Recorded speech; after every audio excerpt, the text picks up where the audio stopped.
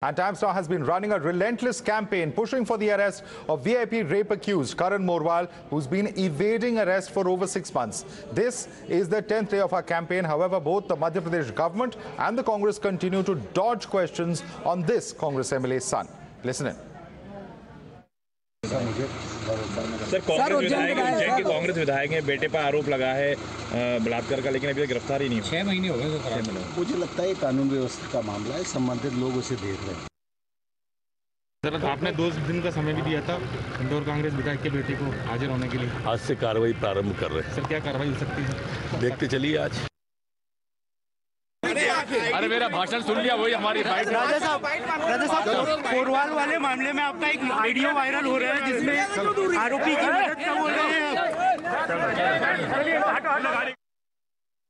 All right, we have Govind joining us for more on the story. Govind, several days of Times Now's campaign later, Karan Morwal is still evading the law. He is still at large. And the question is that is it a cozy cabal of both the government and the opposition that is ultimately protecting him because his father is an MLA?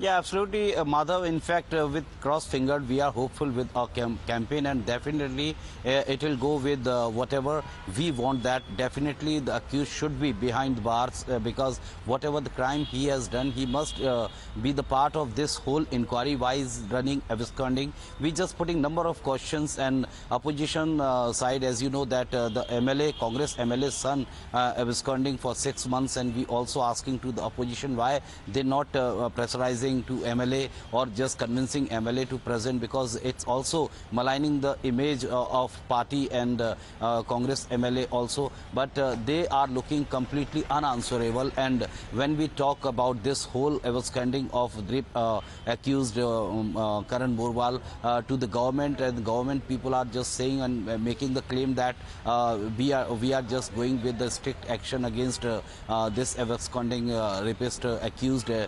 Even right. Home Minister was... Let's take this across now. Govind, I'd like to thank you for joining us with that update. But we have to go across to our guest. Durgesh Keswani is a BJP leader joining us. Siddharth Mahurkar is an advocate and a political analyst joining us on the broadcast. Let me come across to you first. Durgesh Keswani ji, BJP सरकार क्या कर रही है मध्य प्रदेश में?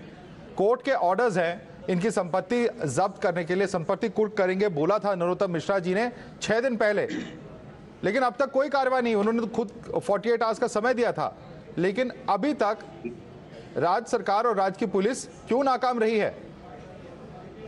देखिए माधव जी, जैसा कि आपने बताया, आदरणीय गृह मंत्री जी का जो बयान था वो कल ग्वालियर में उन्होंने ये बयान दिया था कि कुर्की की कार्रवाई भी होंगी और ये भी होंगी।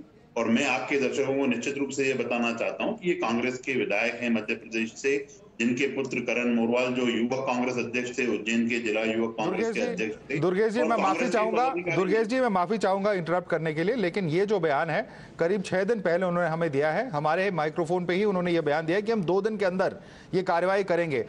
हाईकोर्ट के जो आदेश हैं वो कई हफ्ते पुराने हैं, महीनों पुराने हैं, उन्हें क्यों इंप्लीमेंट नहीं किया जा सकता? देखिए माधव जी, कार्रवाई निश्चित रूप से कानून अपना काम करेगा और माननीय गृह मंत्री जी ने जो स्पष्ट आदेश दिए हैं, उन्होंने ही जब आईजी इंदौर ने 15,000 रुपए इस पे वो किया था, तो उन्होंने ही स्पष्ट करके कहा था कि इसका 25,000 रुपए इस पे इनाम रखा जाए, पोस्टर्स की कार्रवाई की जाए और भी जो कार्रवाई है वो भी की जानी चाहिए। पर आज प्रश्न यह है माधव जी कि आज कहाँ है प्रियंका गांधी जी, राहुल गांधी जी, जो रेप विक्टिम्स के जहां अगर यूपी में और अन्य भाजपा शासित राज्यों में जब ये सब चीजें होती हैं तो प्रियंका जी सबसे पहले ट्वीट कर देती हैं। आज क्यों नहीं उस कांग्रेस की पदाधिकारी है और महिला? हम वो सवाल जरूर पूछेंगे, लेकिन जो राज्य सरकार है अपनी जिम्मेदारी से नहीं भाग सकती है सर, बिल्कुल नहीं भाग सकती। अल्टीमेटली जहां तक कानून व्यवस्था की बात है, गृह मंत्रालय के राज्य की बात है, वो पूरी तरह से राज्य के सरकार के हवाले है और आपकी सरकार को यह कार्रवाई कर देनी चाहिए थी। 6 महीने तक अगर एक विधायक का बेटा इस तरह से भाग सकता है कानून से, तो कहीं ना कहीं बहुत सीधे सवाल वहां के राज्य सरकार को भी देना होगा। I am going to ask this question also of Siddharth Mahurkar.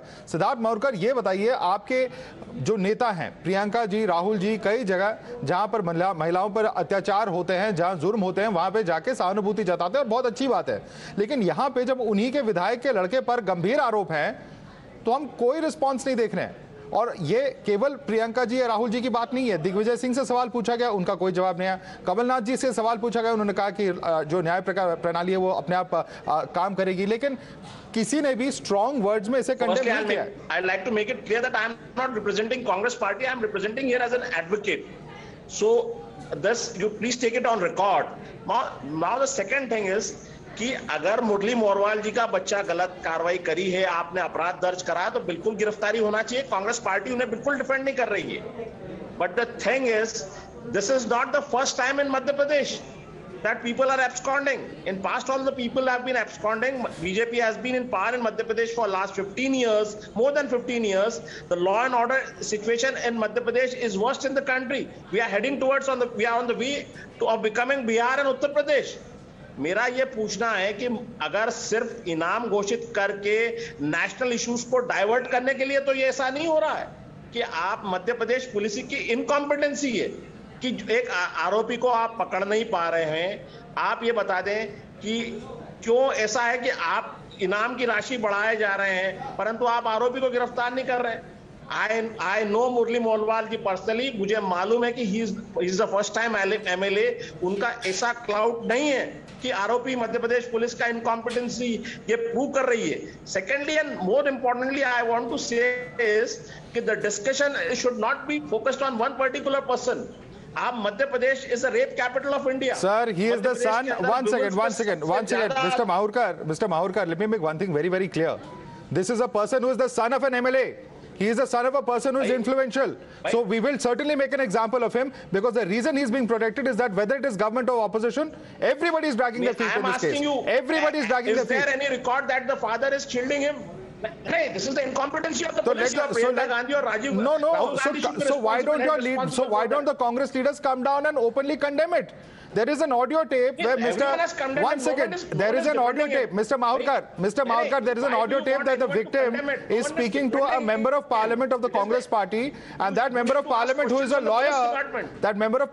lawyer, says that Mr. Kamal Nath and Mr. Digvijay Singh asked me to represent him. How do you explain that? Mr. Mahurkar?